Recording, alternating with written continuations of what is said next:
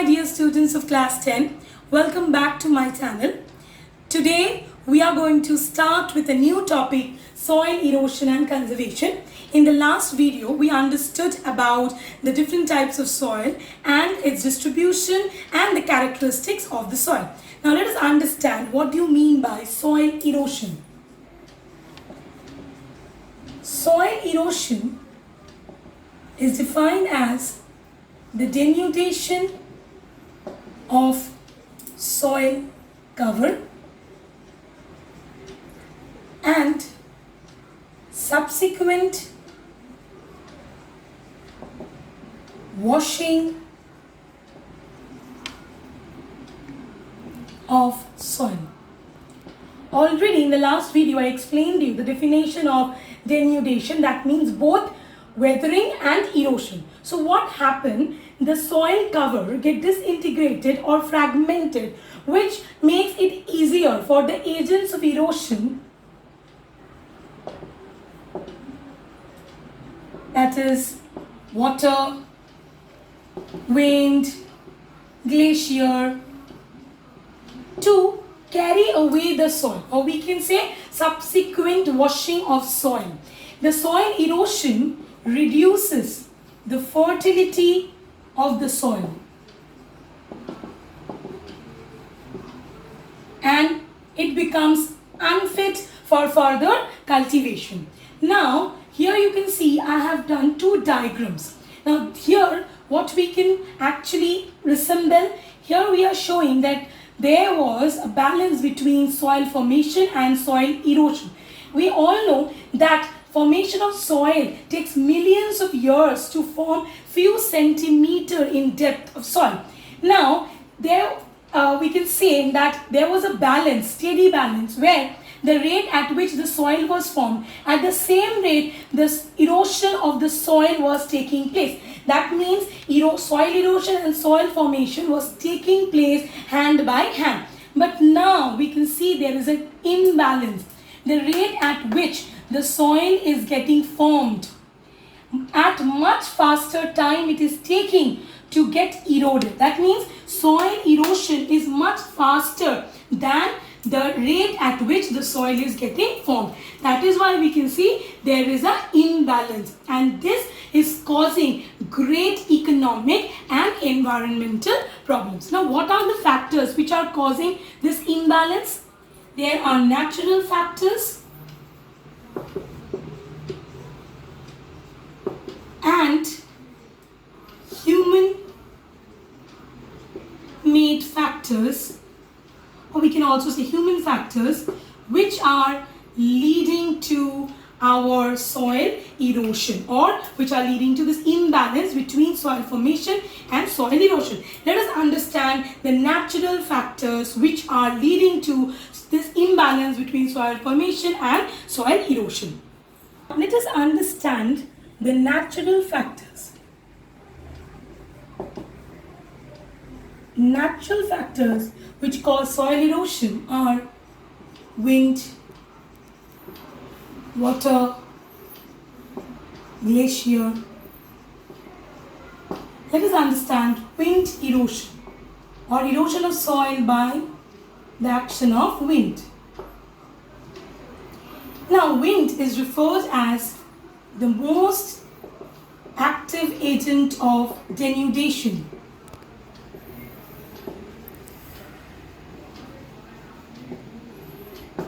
It is the common cause of land degradation.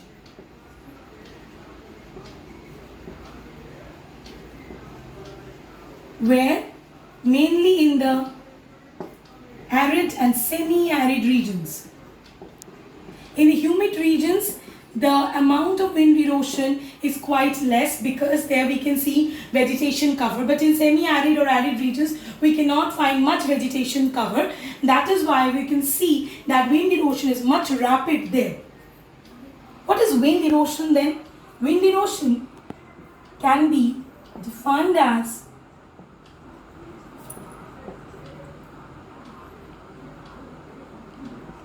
detachment, transportation,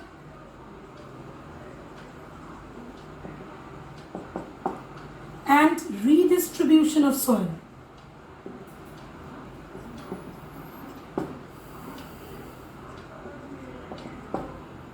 In the dry areas, the soil is loose, they have fine granules and mostly dry. We know that wind have a tendency to carry the lighter particles. It cannot carry heavier particles. So it carry the lighter particles, blow it away and deposit it in another area. Let us see how it does. What happens during the wind erosion?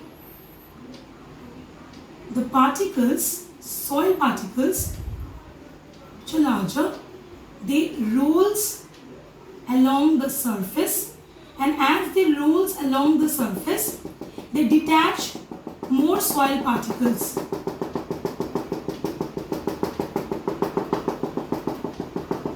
And this detached soil particles, which are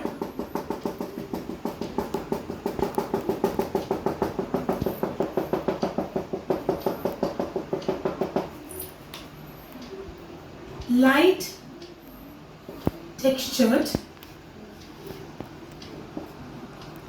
soil, or we can say fine particles, they get blown away when strong winds blow. So the strong winds take away or carry away the fine particles and deposit them in some other places.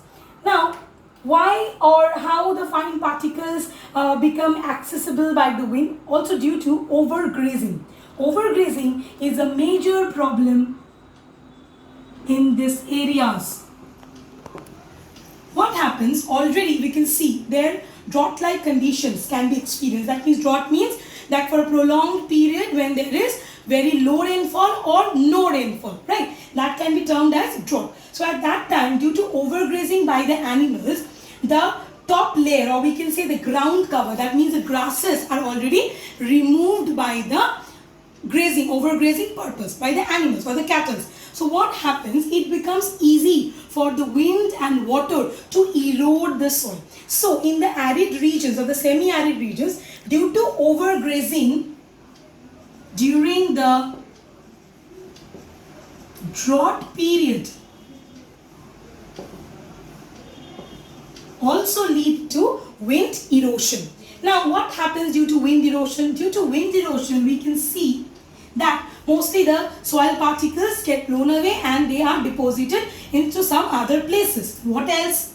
Due to wind erosion, the major problem that is experienced is desertification.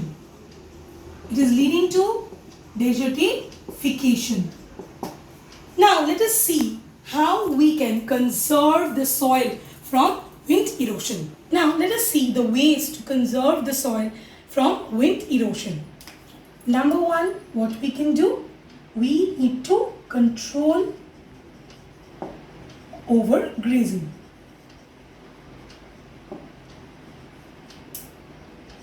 Number two, we need to practice strip cropping.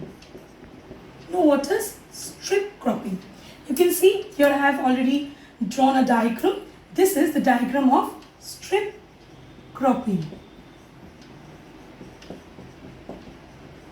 Now you can see this is a large field. Now this large field is divided into strips. So we can say that large fields divided into strips. Now you can see these are my crops and these are grasses. So strips of grasses are allowed to grow between the crops. You can also say are left to grow between the crops, you say. So these are my crops and these are grasses. So we can see that between the crops, the grasses are left so that, or the space is left so that the grasses can grow in between this space. Why do we need to grow grasses? Because it will break up the force of wind and it will also help the soil to retain its nutrients. So the first method was to control overgrazing and the second one is strip cropping. What is the third one? Third one is shelter belts. You can see this is my field and just along the edges of the field, the trees, or we can say that shelters are created. So planting of trees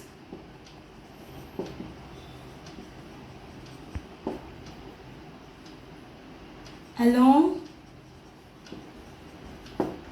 the edge of the fields to create shelter. This is known as shelter belt. Now again, what is the need of shelter belt? It will again help to break the force of wind and it will reduce the soil erosion by the movement of the wind. So we can say that what are the ways to conserve soil from wind erosion?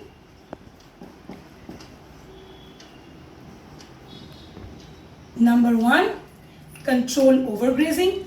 Number 2, strip cropping. And number 3, this is my shelter belt. Now, let us see that how soil erosion is caused by the movement of water. Now, let us understand the soil erosion caused by running water. You can also say it is a water erosion or erosion of soil by running water. Erosion of soil, you can also say removal of top layer of soil by running water is referred as water erosion. Now let us see what are the types of water erosion. Here we will read about two types of water erosion. Sheet erosion. Now what do you mean by sheet erosion? Let me show you a diagram.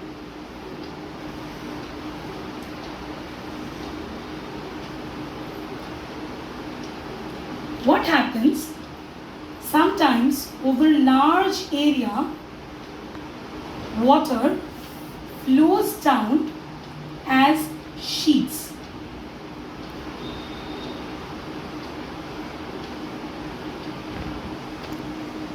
This is referred as sheet erosion. So what happens? Sometimes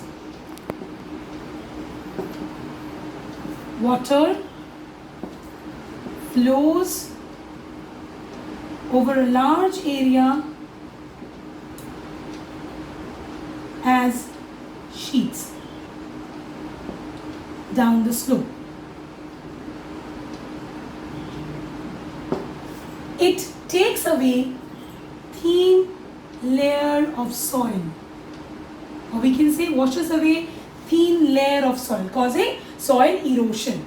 Mostly what happens, like in the hilly areas of the Himalayas or in the northeastern states, hilly regions of the Himalayas or the northeastern states of India, we can see due to torrential downpour, the water runs and flows as sheet.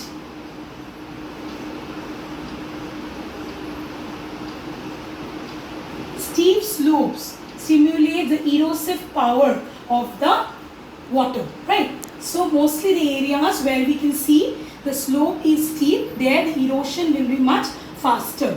So this is referred as sheet erosion. It takes away a lot of soil along with its movement. Now let us see the second type of erosion that we call as gully erosion. First, let us know about the reels. What are reels? In the areas where it rains very low, that means in areas of low rainfall, there the running water cuts through smaller channels like this that we called reels. That means in area of low rainfall, smaller channels, they are referred as reels. Now what are gullies? The running water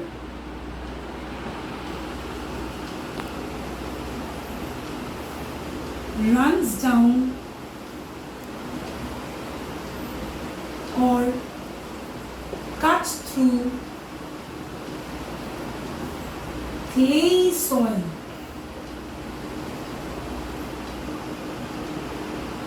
forming deep channels. They are referred as gullies or ravines. So when these reels intensify and they become deeper channels, they are referred as gullies or ravines. When it happens? When it rains very heavily. So when the amount of rain increases, the reels get converted into gullies or ravines. Because of the gullies, the land becomes unsuitable for cultivation.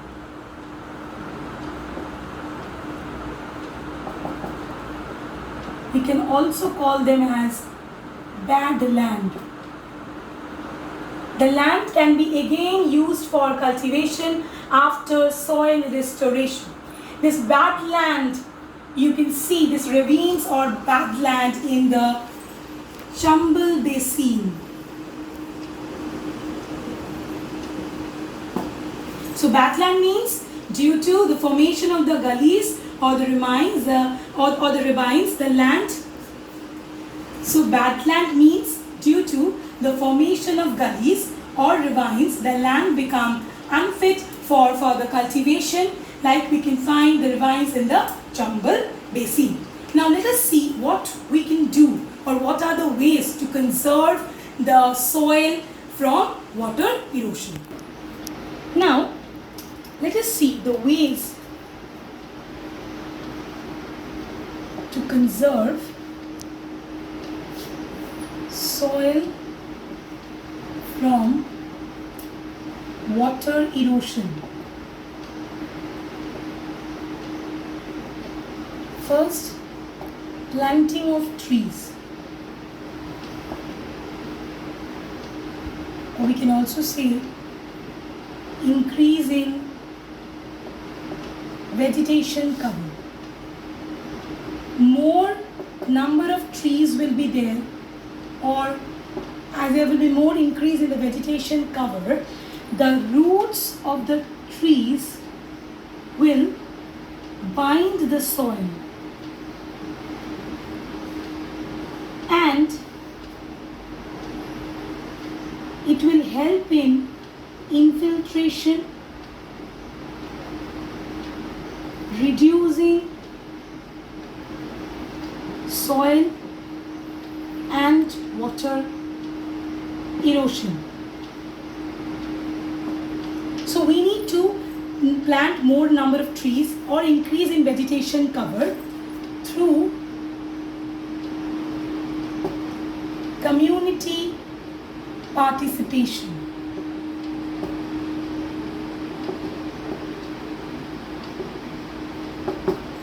Number 2, integrated watershed management through proper planning. Now, what do you mean by watershed?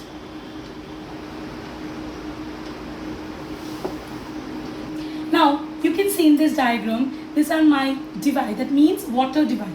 What is a water divide? An upland or highland which is dividing one drainage basin from another drainage basin. So, for example, here is my drainage basin of Ganga. So, due to this upland, the drainage basin of Ganga is separated from the drainage basin of Brahmaputra. Clear? So, here you can see this is my water divide, and this is the area of land and what? And area of land and water within which the surface runoff collects and flows out of the watershed through a single outlet into a large river or ocean or sea. You can see here, so these are what? This is an area of land and water within which the surface runoff, this is my surface runoff, the surface runoff are collected and flows out of the watershed through a single outlet, and they goes and meet into a large river or ocean. This is referred as watershed. It is very important to plan through a proper planning. We need to manage the watershed. Why? Because if the watershed will be managed properly, it will help to reduce soil erosion. It will help in increase of infiltration. Why? Because there will be reducing surface runoff.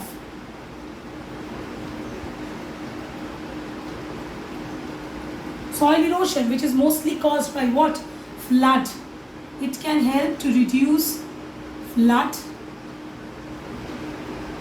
It will help to make the land more productive for growth of timber and other important crops.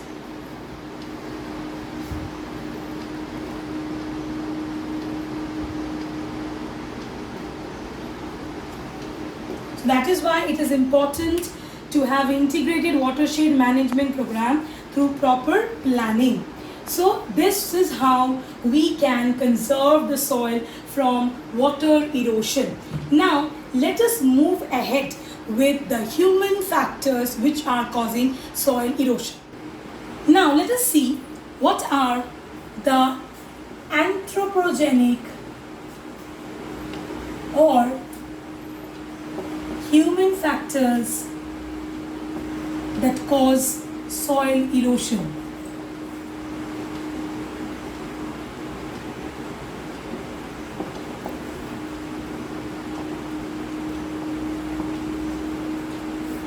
Number 1, deforestation. Cutting down of trees for industries, agriculture, settlement and different purpose. Overgrazing. Overgrazing, that means the number of cattle are increasing, and what they are doing, they are overutilizing the grazing grounds, and due to the overgrazing it is leading to removal of the ground cover. So soil erosion or water erosion is becoming more active because of overgrazing. Number 3, mining activities, due to which deep scars are found in the land, which is degrading the quality of the soil. We can see because of mining activities, deforestation is a major problem. Defective farming techniques,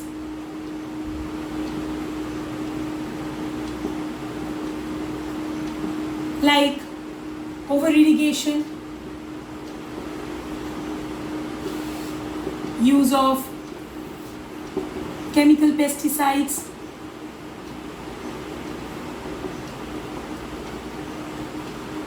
fertilizers,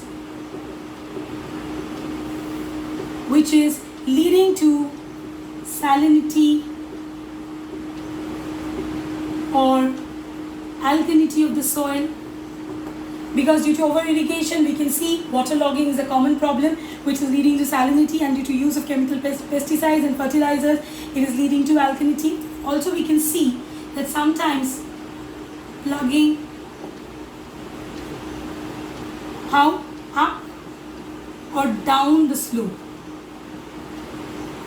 So this is also leading to water or wind erosion. So this is a defective farming techniques which are leading to soil erosion by moving water or by wind. Now let us see how we can conserve the soil and what are the ways by which we can conserve the soil. Let us see the ways to conserve soil. Number 1, we need to plant more and more number of trees. That is afforestation. Why? To increase the forest cover,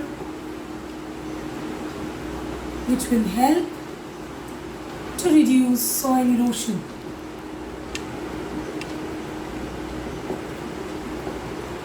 Restrict overgrazing.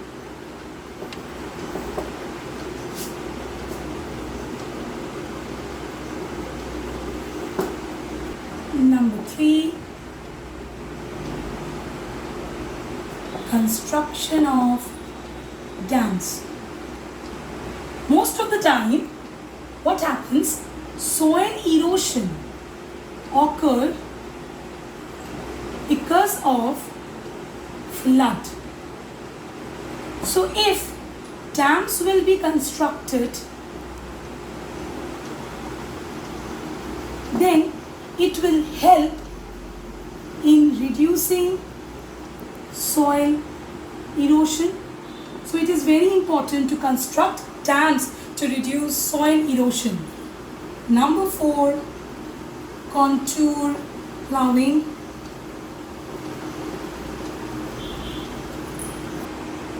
In the steep slopes,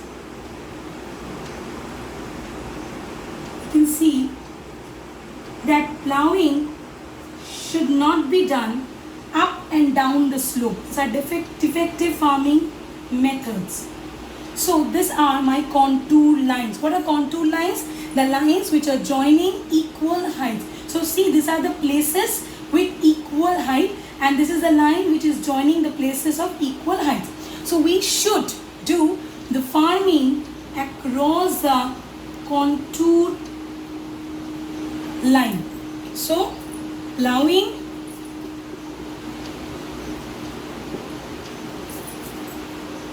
across the contour line to decelerate the flow of water. What will happen if we will do cultivation up and down the slope? When it will rain very heavily, it will take away all the soil, and the soil will get eroded and will get deposited at the foothills. But in case of plowing across the contour lines, the soil cannot get eroded because the flow of water will decelerate and it will get reduced. And also due to wind, the erosion will be reduced. Why? Wind erosion cannot cause, because here the cultivation will restrict or break the movement of or the force of the wind. So it will help in the decelerating the flow of water, again reducing soil erosion. Terrace farming.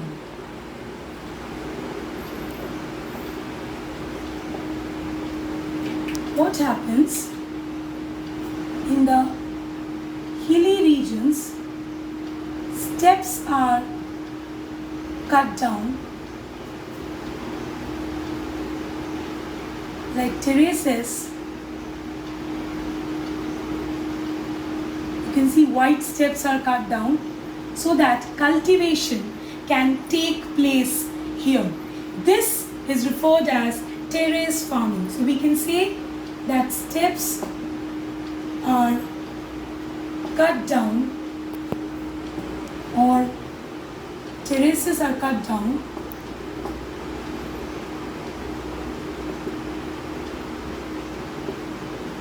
to restrict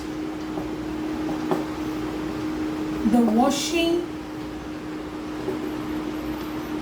away of soil nutrient by water. What will happen as the terraces are cut down now? If there will be heavy rainfall, the water will not sleep down or it will not move down faster. There will be decelerating, or we will see there will be reduce in the flow of water because the water will get restricted. The amount of water which will go down will get limited because in each terraces, due to cultivation, the water is trapped, or we can say that the water is soaked in by the vegetation cover. That is why it will lead to, or we can say it will conserve the soil, restricting the washing away of soil nutrients by water. Mainly the terrace farming is practiced in the hilly regions. You can also see terrace farming in Kerala and other different parts of country. I think you people have went to Kerala and you people have noticed terrace farming. So with this we are actually completing this chapter. So what are the ways by which we can conserve the soil erosion? Afforestation, construction of dam, restricting overgrazing, contour plowing and terrace farming. So what we understood about the ways how to conserve the soil. What are the ways? We learned about afforestation, restricting overgrazing, construction of dams, contour plowing and terrace farming. So in this video what we learned about what is soil erosion, what are the factors that are causing soil erosion, natural and human factors, and how we can conserve the soil. So I hope so all of you understood. If you have any problem or if you like my video, if you have any suggestion, don't forget to comment in the box given below. If you like my content, give a thumbs up. Don't forget to read your NCERT book in between the lines, and if you want to watch any other videos related to this chapter, you can just click on the I button or you can just click on the logos which are provided in the screen. I hope so all of you will get benefited from this video. Take care and don't forget to subscribe. Thank you for today and stay tuned for my upcoming videos. Very soon I will upload videos on the next chapter, that is water as a resource. Thank you, stay safe and don't forget to subscribe.